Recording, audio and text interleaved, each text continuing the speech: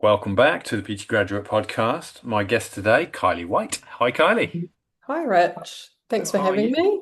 No worries. Thanks for being on. It's great to be able to pinch some of your time and have a conversation. For people that don't know the name, you're a registered certified nutritionist, a cancer member, and a Mm. naturopath as well. Yes, so I did initially I did naturopath training first way back in 2003. Um, Loved it, always had a pretty always was interested in more alternative health. Mm. I actually ended up becoming a chef after that for many years. The naturopath Right, training was more personal for me, right. the understanding. And then I got really unwell after I had my first baby. Mm. Ended up with autoimmune disease, super unwell. The advice then, medically was things like prednisone, immunosuppressants, which made Right. me feel a whole lot worse, gained a whole Mm. lot of weight, Mm. had being a chef anyway. That as a young mum, I was like, I needed to do something bigger to look after my own health. Mm. And basically went back to my naturopath training, changed absolutely everything, Right. got a whole lot better, lost 40 kgs, Wow. and then I've never looked back since. One aspect of naturopathy that didn't sit so well with me was how unevidence-based some of the modalities were. So Mm. that's what pushed me into doing qualifications in health science and then health coaching as well, sports nutrition, and then clinical nutrition with Holistic Performance Institute. Yes. And I don't know, health just became kind of my entire identity. It's my hobby, it's my job, it's what I'm Mm. passionate about. Mm, mm, mm. Yeah. I know what you mean. It Yeah. becomes very much who Oh, you are it does. rather than just what you do. Yeah. That's an amazing journey. And so are you happy to talk a little bit more about the autoimmune conditions? Yes. You said, so was that as a result of so you said it was postnatal, was it a result of having been pregnant, or was it just unfortunate timing, or I've actually ended up with every pregnancy having an autoimmune condition. oh So no. that back then was a whole lot going on with joints and stuff and Yeah. rheumatologists and Mm, lupus, mm, being really awful. That went away for many years. Well, I've actually never had any problems with that particular autoimmune disease since. mm. Then, when my daughter was born, I then got postpartum thyroiditis, so hypothyroidism Yeah. that was Hashimoto's. So, Yeah. again, post pregnancy, I find that really fascinating looking at why does this happen? Is it the sleep disruption? There's so much to consider Mm, there and mm. nutrient depletion with pregnancy and breastfeeding. Yeah. Yeah. And then after that, I got a rash that covered my entire face. And then noticed when I was at the gym, I was really struggling with weakness. I couldn't do a lot of the movements I was doing. My weights were going down. Mm. Doctors just kept putting me on prednisone, thinking it was an allergic Yeah. reaction to Yeah. something. Yeah. And I was just really lucky that there was a visiting GP and he had come over from America and he said, I've seen something like this previously. It's called dermatomyositis. Do you Right. mind if we retest ANA, even though they don't generally retest that after you've had a positive diagnosis? Mm. And sure enough, that came back positive with the particular antigens that match closely to that myositis and Wow. dermatomyositis. Yeah. Yeah. This was around COVID times. Um, Definitely got worse with vaccination. I'm not saying vaccination caused it because I already had it. Mm. When I Mm. had my COVID vaccination, it ramped up really badly. I ended up Right. in hospital. So Crikey. again, at that time, I stripped everything back again. I got sauna and ice bath at home Mm. completely. I even did meat only for a few weeks and it just completely disappeared. So Really? I'm a Wow. big believer in the power of nutrition and those lifestyle things. Yeah. Yeah. But yeah, That's so quite an ordeal. it, it is. But I think at the time it's horrible, especially you're Mm, like, is this ever going to go away? mm, But I think it's made me better at my job, better yes. at understanding what it's like to be have no control and be chronically unwell. Yeah, yeah, yeah. Yeah. It's interesting hearing those stories because sometimes people will go into practice when they've had a medical challenge, and Yes. Yeah. because they've come out the other side, they want to share that with the world, and they're Mm, very motivated and very passionate about it. yeah. It's often people's stories, Mm, and I obviously was fascinated reading a little bit of background about yours and wanting to know what that was like because. Yeah, that's quite challenging having something different each time, and yeah. it was almost sent to improve your qualifications, your experience, your ability to do your job by default. It's a Mhm. bizarre, it's a Yeah. tough way of learning though. It is. And it just, yeah, it made me so interested to understand why, like why postpartum, Mm, but women in general, we are far more likely to get autoimmune disease. And it's okay, quite fascinating, like why is that happening? You know, they don't really yeah, know. yeah, But pregnancy, and then I'm really big on helping pregnant and postnatal women say nutrient replete. So in right. those stages post-birth, if we're topped up in all our nutrients and we're well nourished, Mm, I think we can handle the stress of childbirth and sleep deprivation and all of those things a bit better. yes, yeah, Yeah. yeah, that makes sense. Mm, You've got the ammunition to cope and to fight mm, when times are challenging. yeah. Interesting. I just happened to be reading on your website, which the article that I stopped on was about this, you know, birth of the mother or birth of a Mm, mother at the same repressive. time as Mm, birth of a baby, and it's all about the baby and not about the mm, mother. It's yeah. both people are experiencing something very new, right? Their status is Yeah. changing, and Yeah. and you know the baby gets all the attention and the mother doesn't Mm. necessarily. Which is Um, more common in our Western cultures, where you look mm, at other cultures and they really nurture the new mother. right. There's much more emphasis put on those first 40 days. Right, right. Mm. Yeah, we've become disjointed. You know, family used to support family, didn't they? Mm. And we Yeah. move around the world and live in different countries now, and find ourselves without that Mm. built-in support structure, which historically was always there. Yeah. We make life hard for ourselves, don't We we? really do. And I think even the age of having babies, women have got older having their first baby, and now you see there's so much talk about perimenopause. And Mm, now there's a huge overlap for a lot of women being postpartum and perimenopause, sorry. So yeah, you're layering that on top of each other as well. So they're going into these perimenopausal years nutrient deficient, burnt right, out, and it's right. just further compounding. We see that a Interesting. lot in clinic. Okay, Mm. okay. Yeah, there must be some interesting patterns that you see with ages and stages Mm. as people come through. I noticed in one of your other articles you talk about, you know, getting the basics right, and I Mm. noticed you started with sleep, and Yes. that's a big one of mine. I know that it's kind of the foundation as opposed to a pillar. You know, we talk about health Yeah. pillars, but you know, Yeah. Matthew Walker talks about it being a foundation. I thought, yes, me and Kylie are on the same page there, and then.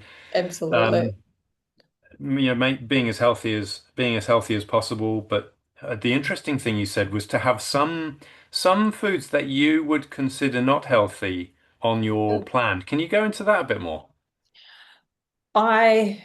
I think a healthy approach to nutrition includes all food. So unless Mm, you have a true allergy, my personal experience and my experience clinically is if you demonize foods and you say that people shouldn't have them or you cut them out, you do yourself a bit of a disservice because you feel restricted. You can mm, go into the psychology side of that of what you resist persists, all of those yes, things. So I think a healthy nutritional approach includes those soul foods that you love, that you enjoy, enjoying them with people, going out, still living your life. yeah, And then yeah, my philosophy is most of the time it is that whole, unprocessed, nutrient-rich food, but there is definitely space for the other stuff as well. I like that. So the odd Big Mac now and again's okay. Absolutely. Whatever it is for people. So me Yeah. personally, I am definitely lower carb. I Yeah. thrive best lower carb.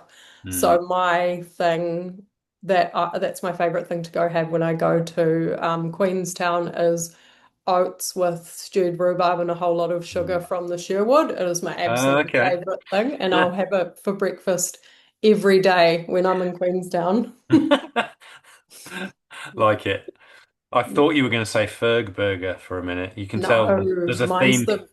the oats. Fair enough. Fair enough. You Which can tell. oats aren't unhealthy, but when they're covered Oh, in sugary stewed fruit yeah. and Yeah. sugar, it's Yeah. definitely a sometimes food. It's a double hit of sugar, really, isn't it? Yeah.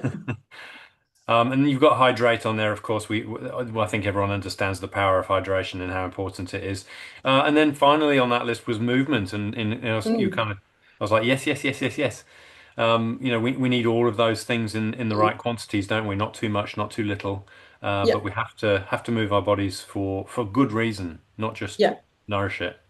Yes, it's all part of, and they all work together for health. You can't really just focus on one and expect to shift the needle too much. They really are a package and they're all Mm. intertwined and it's multi-directional. So Yeah. with movement, because quite a large proportion of the people I see were chronically unwell, that can be quite difficult. So Mm. I instead talk to them about moving your body in any way that you enjoy to start with, and Mm. then building on that. So you are challenging yourself. Mm. And I would say a lot of, if I think of the menopausal, perimenopausal women, they're really scared of that because all of the messaging out there is you have to exercise a certain way or do this form of exercise, this one's bad, or you can't get in cold water because suddenly of your hormones.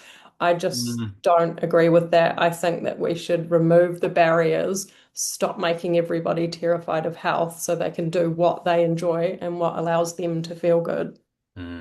Totally agree. Yeah, yeah, I'm with you there as well. I've had some recent clients which have been a curiosity to me. One with a reasonable diarrhea, like almost sort of normalized diarrhea, Mm. and another one with constipation.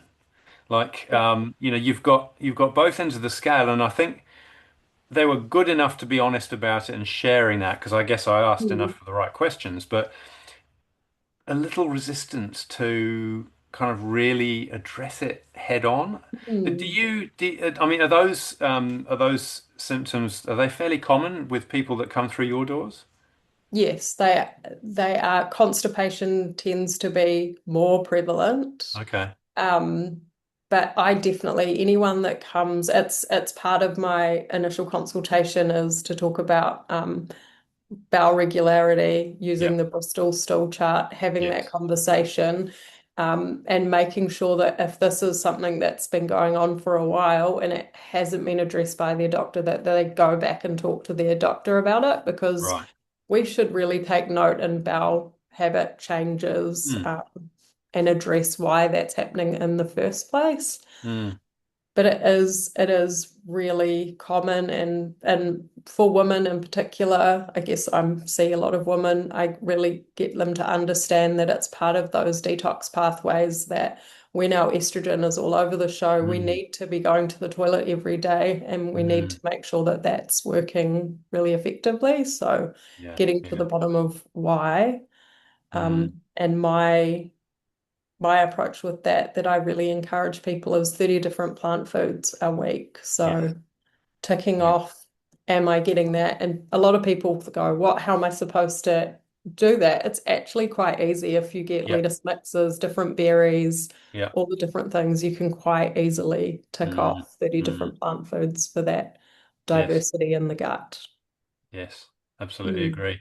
I like that. I did a little challenge in I think it was February last year or year before. I put 28 because it was I don't know whether it was a leap year or not, 28 or 30, one for each day of the month, and then said right now, try and get at least that in each time you sit down and work your way down. If you've had it, you can't put it back on the list, so you've got to find something new on the list.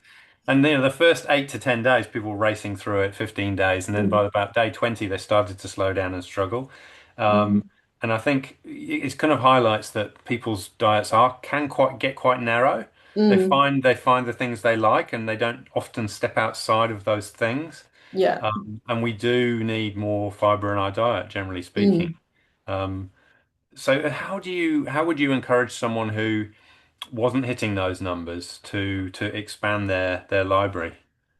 To get different things that they wouldn't normally get at the Mm, supermarket, or go and visit your right, local farmers market and get things you haven't tried before. right. Try different lettuces, not the same ones. That there's so many different kales, like Mm, they're all classed as something different, even though they're from the kale family. Or instead of just having blueberries, have a berry mix, mm, just all of those things. There's so many things out there, but we tend to stick with the same stuff. And I mm, think if you look in uh, weight loss specific, there's so much meal prepping the same meal over and over again that we're really missing that diversity in the diet.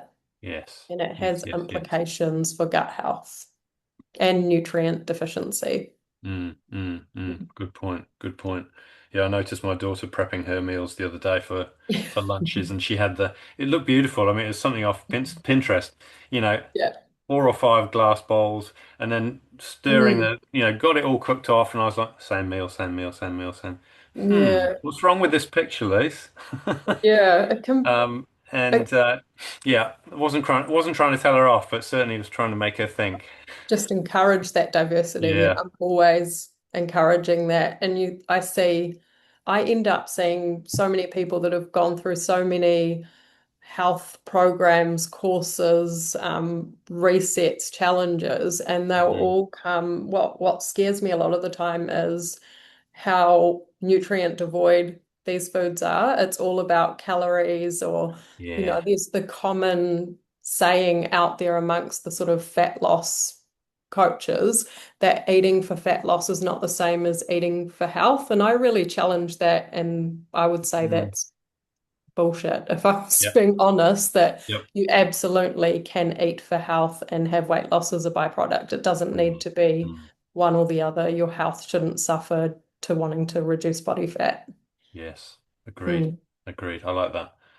And I think people get sort of trained into thinking in those lines and don't realize Mm. that you can have both. They're not mutually Yeah. exclusive.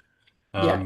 And I think that's probably where people need your help because Yeah. they would be doing it if they knew the answers to all of those things, probably. Mm. Do you, can you easily answer the question of is it lack of sort of knowledge and education, or is it more about behavior change or difficulty changing behavior, do you find with people? I would put it down to two main things: is absolute overwhelm and confusion. Right. Social media's made that so much worse because I don't know what your algorithm's like, but mine's terrible. It's one saying you should eat this way, this is bad for you, these vegetables are trying to kill you, red meat's bad, wait, eat red meat. There's complete and utter confusion. So Mm, most of the people I see have tried anything and everything and it hasn't worked. I've come and said, we're just going to go back to the basics. You're probably going to feel like you're eating more than you were. And they get results. And they're like, I don't have to be starving. I can feel good. And my plate is full of food. And that's mm, because we're focusing on those plant foods, protein from meat, staying away from every processed food now that's marketed as high protein. If you mm. notice that, that's the new Yes, thing, proteins it and is. everything. But focusing on those whole foods, filling the plate up with that, Yep. and then actually Yep. nourishing your body and feeling good. I like it.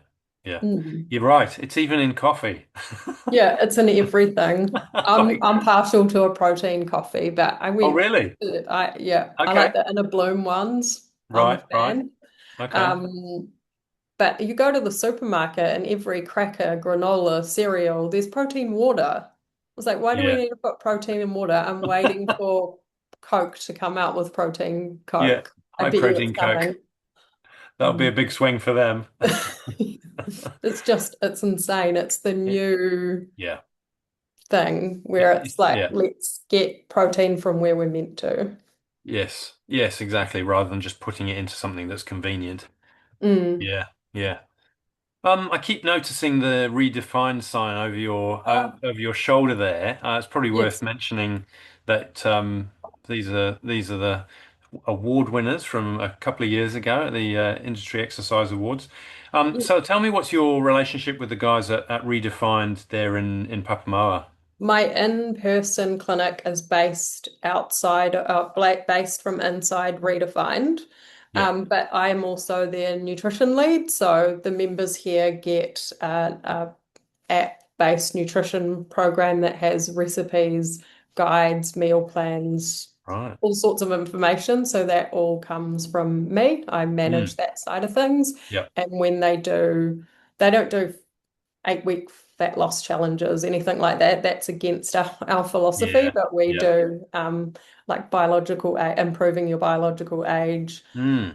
getting the nutrition in that way. So we definitely have a very different approach to your general Yes. gym when it Yeah. comes to our nutrition. And we also have a team. So I'm really lucky here. One thing I'd say with working as a nutritionist or a coach who generally work alone, it can be a little bit Mm. isolating.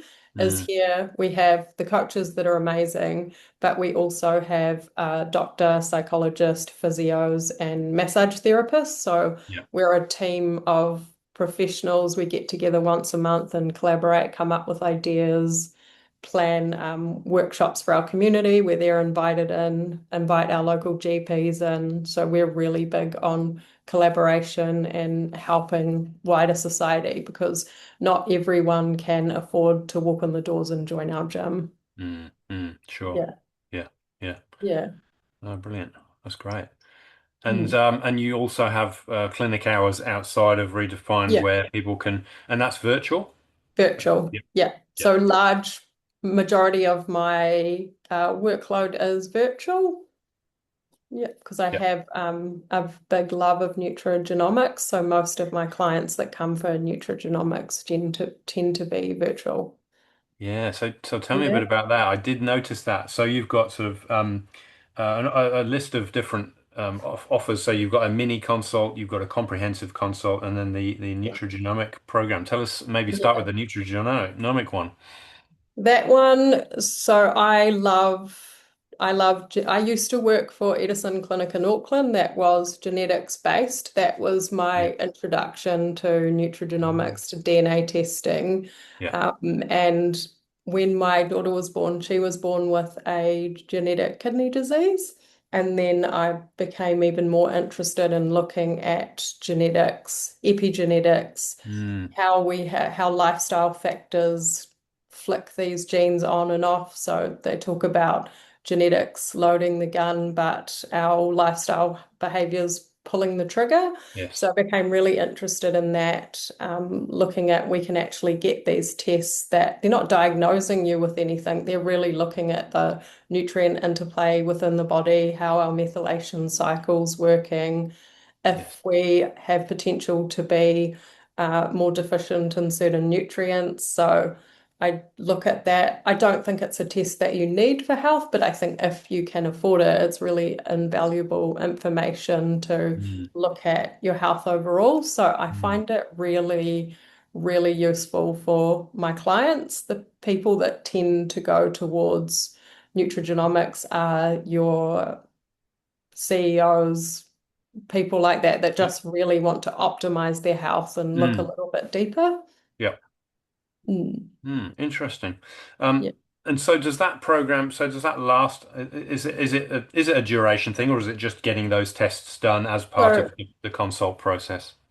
I get the testing done and then we have interpretation. So I'll talk to them for an hour and a half about what the report says because Hmm. I think it's quite unethical when people can, I don't use direct to consumer testing, I use Nordic Labs, but there Right. are places out there that are direct to consumer. Hmm. Hmm. And when you get those reports and it's talking about links with cancer and this and that. It can Mm, sound really terrifying. mm, So I instead don't use that language, don't use genetic mutations, don't yes. use bad language because it's not Yeah. diagnosing you with anything.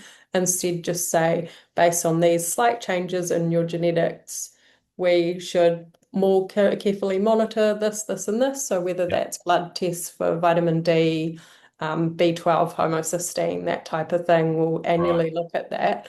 But then I also make them a health protocol or plan based on that, that's making sure we're covering all of those bases anyway. So Got it's you. just Okay. like a plan to follow. Yeah, that's good. That's Mm. good. Yeah.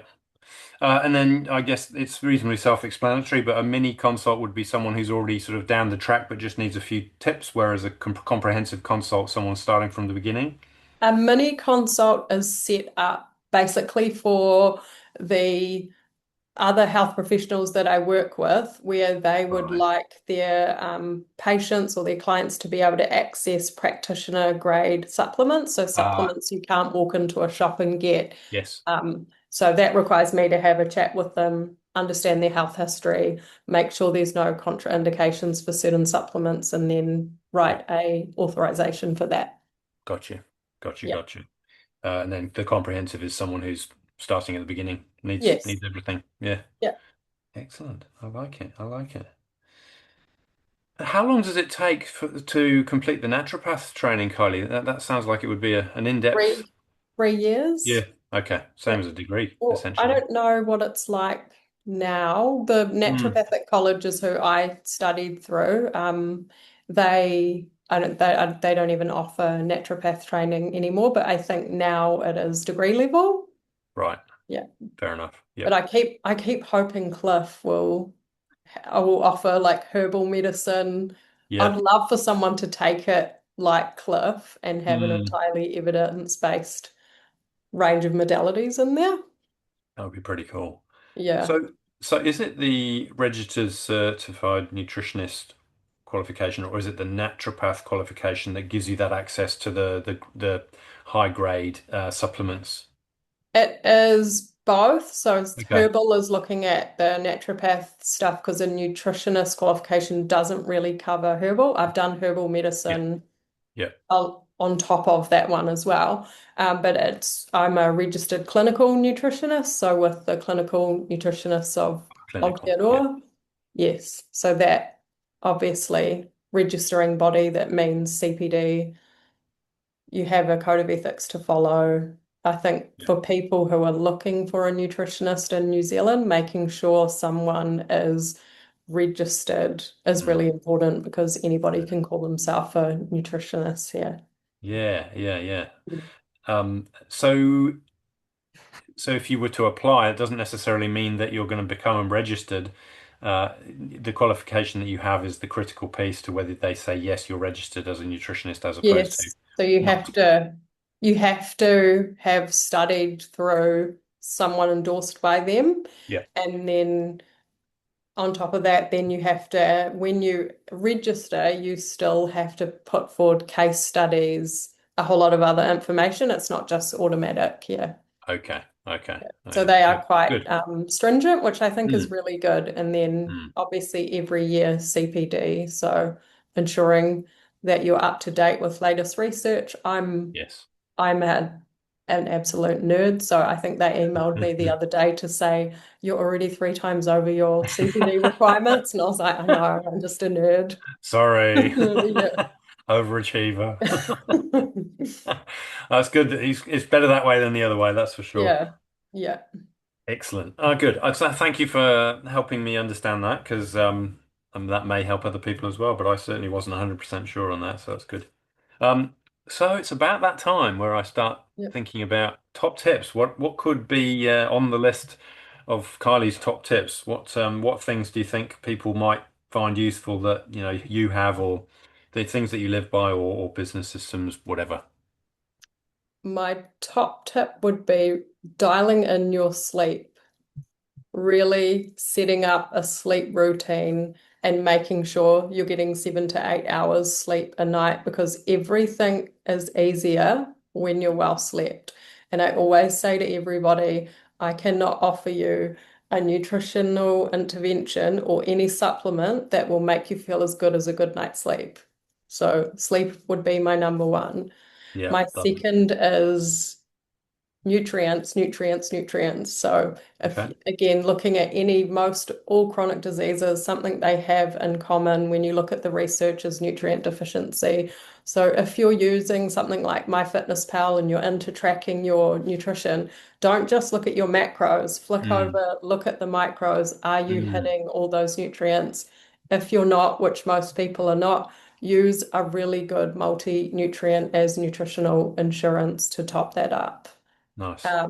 My Nice. next one would be if you're feeling overwhelmed, disconnect from social media, stop listening to all the noise and just go back to the basics. And my last one, I've got one more, don't I? Yeah, would be Go for it. meditate. Okay. Yes. So I personally meditate twice a day for 20 minutes. Wow. It's a big part of my health, my stress management, everything. I Okay. actually am trained in meditation as well. So meditation is something that I think everybody should do and it's free. I didn't know that. Damn, I should have Yeah. asked more questions. Okay, so follow up to that. I like the idea.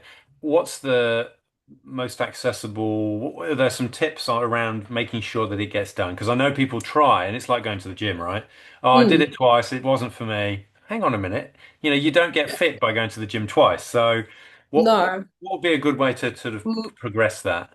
My tip for that would be because everyone says they can't meditate, anybody can meditate, Yeah. and you meditate to feel good throughout the day. You don't Mm, meditate to feel good while you're meditating. So a lot of the time you can have right. really difficult. So I use mantra-based meditation. That Okay. works really well for me. Yeah. I can sit there. Sometimes I'll have an amazing meditation where everything was quiet, everything was great. Well, that's amazing. That barely ever happens. Most of the Okay. time I'm like, my mind's wandering, I'm bringing myself back. But when you build that into a habit and you do that daily, you start to notice, wait a minute, my stress reactivity was less. I Uh, slept better. I wasn't reaching for foods when I was stressed out. I feel calmer. So I mm, say mm, anybody can meditate, mm. and you don't meditate to feel good at the time. It's how you feel the rest of the time. That is a brilliant piece of advice. I like it a lot. That's going in Mhm. the show notes. Brilliant. Thanks, Kylie. That was really good. Where can people find you? What's the best way of reaching out if someone wanted to have a chat? My website, so nourishedclinic.co.nz, or you can also find me on Instagram, it's Nourished Clinic. Excellent. I will add those to the show notes as well. Fantastic. Brilliant. Awesome chatting. Thanks very much for your time, Kylie. You are welcome. Thank you. Thanks for Cheers. having me. Great. See ya. See ya.